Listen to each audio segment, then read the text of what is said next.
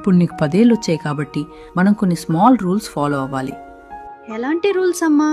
మొదటిది, నువ్వు ఏడవటం వల్ల అన్నీ సాల్వ్ కావు. ఏదైనా ప్రాబ్లం ఉంటే క్లియర్ది చెప్పాలి, ఏడ్చి సాధించకూడదు. That is called communication. రెండవది, నీ హోంవర్క్ నువ్వే చేసుకోవాలి, వేరే వాళ్ళ మీద డిపెండ్ అవ్వకూడదు. నీకేమైనా డౌట్స్ వస్తే హెల్ప్ అడగాలి. That is independence.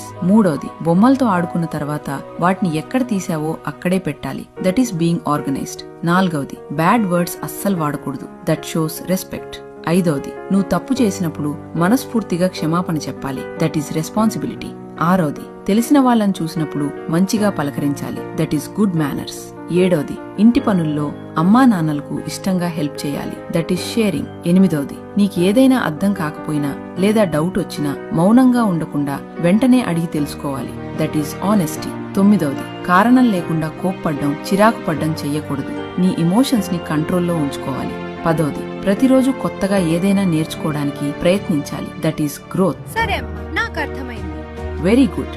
ఇవాళ ఈ రూల్స్ స్ట్రిక్ట్ గా అనిపించొచ్చు, కానీ రేపు మీ పిల్లల భవిష్యత్తుకు ఇవి చాలా అవసరం. బాల్యంలో నేర్పే క్రమశిక్షణే జీవితంలో బలంగా మారుతుంది. ఈ చిన్న పాఠాలు గొప్ప జీవితాలను తీర్చిదిద్దగలవు. ఈ మెసేజ్ ని పిల్లలను పెంచుతున్న